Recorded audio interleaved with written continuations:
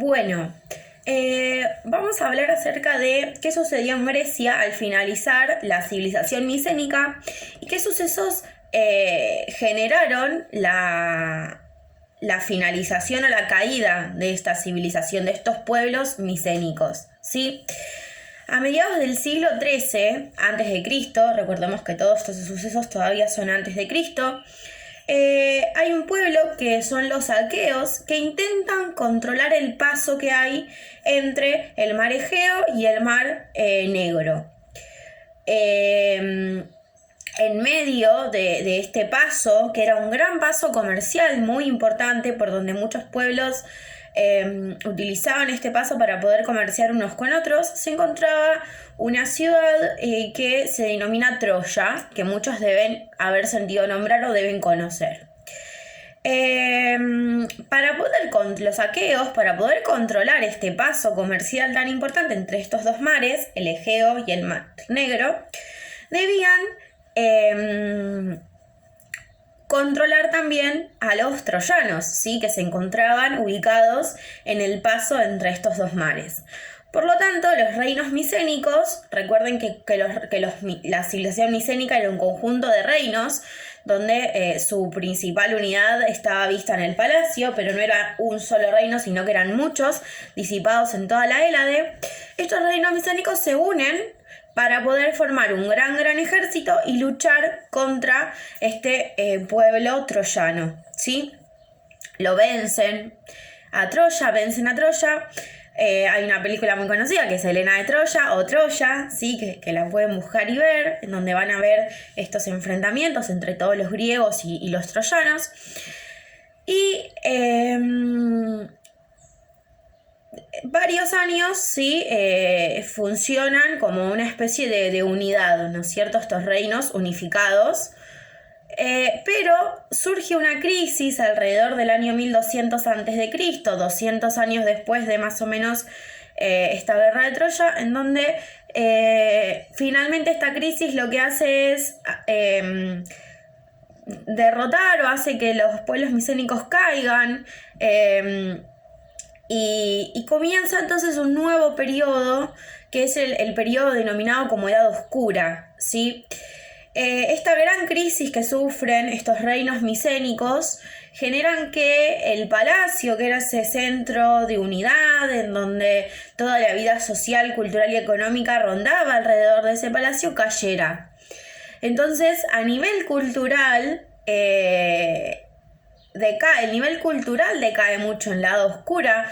Vieron que nosotros habíamos hablado de la cerámica, que durante los reinos micénicos era una de las cosas que los caracterizaba a los reinos micénicos, la utilización de la cerámica, no solamente para construcción de diferentes utensilios de uso cotidiano o diario, sino también para adornar, ¿no es cierto? Para hacer diferentes tipos de adornos con cerámica. La escritura desaparece, ¿sí? Se pierden los registros escritos durante este periodo. Por lo tanto, de ahí deviene su nombre de época oscura. ¿Por qué lo vamos a denominar? ¿Por qué los historiadores denominaron época oscura a este periodo que acontece a partir del 1200 a.C.? Porque no hay florecimiento cultural, o todo el florecimiento cultural que caracterizaba la época anterior decae, se apacigua y no vuelve hasta pasados un tiempo, ¿sí?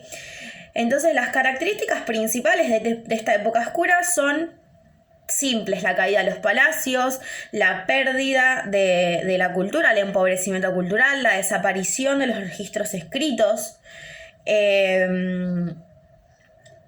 la desaparición de la figura del escriba. Ustedes piensen que si ya no trabajan la escritura, la figura del escriba deja de tener importancia.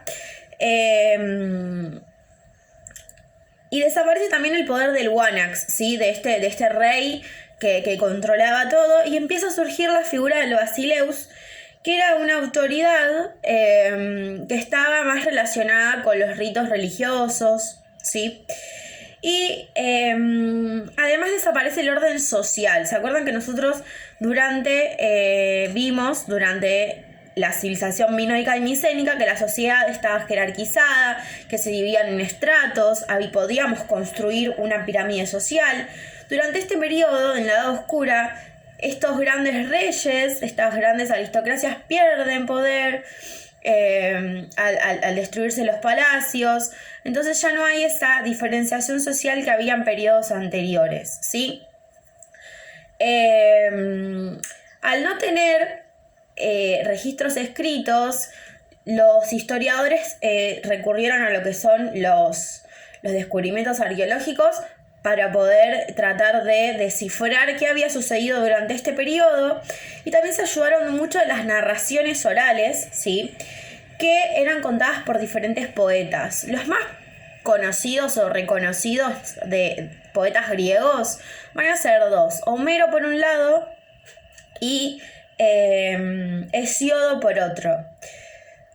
Lo que sucede con estos poetas es que narraban de manera oral los acontecimientos, y esas narraciones orales fueron sucediéndose de generación en generación hasta que alguien las compiló y las puso por escrito. Estas narraciones, estos poemas, narran acontecimientos ocurridos durante la época oscura, ¿sí? Por ejemplo, Homero se le concede la autoría de dos poemas muy importantes, que son la Ilíada y la Odisea, en donde la Ilíada narra esta guerra de Troya, ¿sí? Entonces es muy importante la figura de estos poemas o estos poetas, porque gracias a esto los historiadores pudieron reconstruir, ¿sí?, un poco los sucesos que habían ocurrido durante esta época oscura. La época oscura dura más o menos desde el año 1200 al 800 a.C., ¿sí?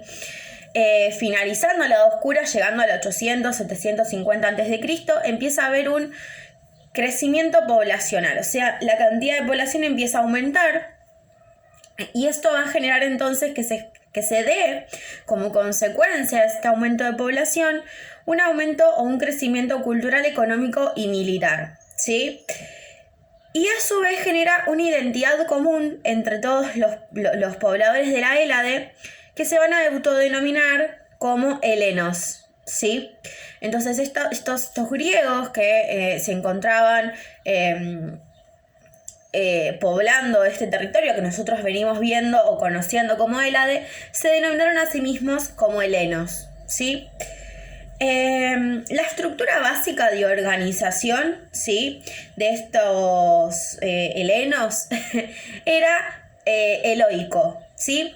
Acá presten atención a esto, porque el eloico va a ser como un conglomerado o un grupo familiar, ¿sí? Va a ser como una pequeña comunidad en donde van a vivir pequeños grupos familiares, ¿sí? Y van a ser conglomerados que se van a dedicar prácticamente a la agricultura, ¿sí?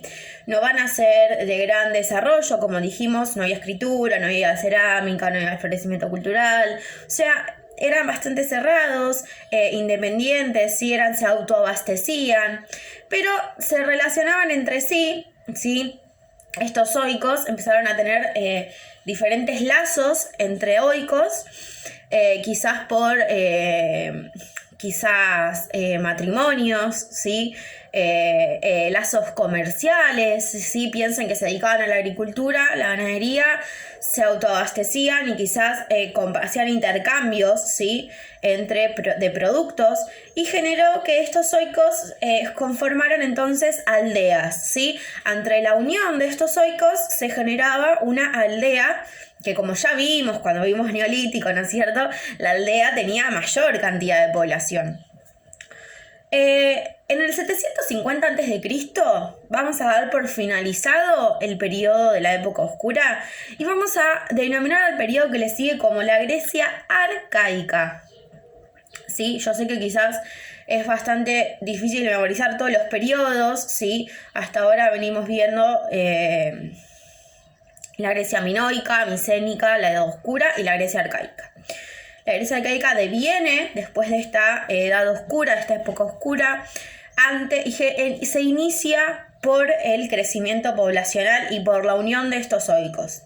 Y acá atención, porque viene algo importante que nos interesa mucho, que es ¿qué pasa con estos oikos? Aumenta la población, empiezan a unirse entre sí a través de matrimonios que se daban entre un oico y otro, entre intercambios comerciales que se generaban, conformaron aldeas y estas aldeas fueron creciendo, se fueron unificando y entonces se empezaron a transformar en grandes centros urbanos. Atención acá, dijimos que los oikos eran unidades dedicadas a la agricultura. Ante el crecimiento de población, estas unidades pequeñas dedicadas a la agricultura se van transformando en grandes centros urbanos amurallados. ¿Sí? Estos oikos que se unificaron, que formaron aldeas, estas aldeas luego se unificaron con otras aldeas y conformaron lo que vamos a denominar o conocemos como polis. ¿Sí? Estas polis entonces eran grandes centros urbanos amurallados. Estas polis eran ciudades-estado. Por lo tanto, los helenos, ¿sí? Estos habitantes de la Hélade, a partir de la Grecia arcaica, conformaron diferentes polis, ¿sí? Y las polis no van a ser otra cosa que ciudades-estado, como vimos los fenicios, como vimos los sumerios, ¿sí? Ciudades-estado que son centros administrativos, económicos, religiosos, independientes entre sí. Mantenían unas características culturales entre sí, sí, todas eran parte de la Hélade, todos se denominaban helenos, tenían costumbres similares, practicaban la misma religión, casi todos tenían las mismas actividades económicas, pero eran independientes entre sí y cada una tenía su propio gobernante. Luego vamos a ver más adelante, en el periodo que sigue, en la próxima clase, cómo se diferenciaban esas polis, porque no todas se gobernaban de la misma forma. Entonces, ¿quién tenía el poder en estas polis? El basileus, esta figura que vimos, que surge durante la Edad Oscura, que es esta especie de jefe que tiene también poderes religiosos. Durante la Grecia arcaica se refuerza y se empieza a considerar como que tiene el control o el poder administrativo de esa polis, y además es ayudado por un consejo de aristócratas y un conjunto de magistrados. He aquí lo importante que debo decir y no podemos dejar de lado, porque hay un consejo de aristócratas que ayuda a este Basileus a gobernar, porque vieron que dijimos que durante la Edad Oscura las clases sociales o estos grupos sociales se habían disuelto y podíamos distinguir únicamente a dos, ¿sí? Los oikos conformados por dos tipos sociales. Por un lado, los oikos conformados por estos grupos de aristócratas que antes pertenecían a la gente que vivía en el palacio, que tenía el poder. Y por el otro lado, los oikos conformados por estos grupos de campesinos. Cuando estos oikos se unifican y conforman la polis, el grupo social que va a detentar el poder va a ser el grupo de los aristócratas, ¿sí? Esto no quiere decir que el grupo de campesinos no pertenezca o no forme parte de esta polis. Sí, formaba parte de la polis, pero va a seguir manteniendo ese rango como de inferioridad, ¿sí? Durante este periodo de Grecia arcaica, los griegos, ¿sí? Las polis, empezaron a ver un aumento de población porque al haber mejorías en lo que es nivel de capacidad de alimentación, la población aumenta porque tiene mejores condiciones para desarrollarse. Entonces ya no alcanzan los recursos en ese territorio griego para abastecer a toda esa cantidad de población que se había generado. ¿Qué quiere decir esto? No había tantos alimentos ni tantos campos cultivables para todos. Entonces, gran parte de esa población empieza a migrar, ¿sí? Hacia el norte de África, hacia el noreste de España, hacia el sur de Francia, el sur de Italia, y a formar como si fuesen pequeñas colonias, ¿sí? Migraron hacia estas regiones, conformaron como nuevas comunidades, ¿sí? En estas regiones, y mantenían sí lazos comerciales, militares, con las polis que sí estaban ubicadas en la Hélade, ¿sí?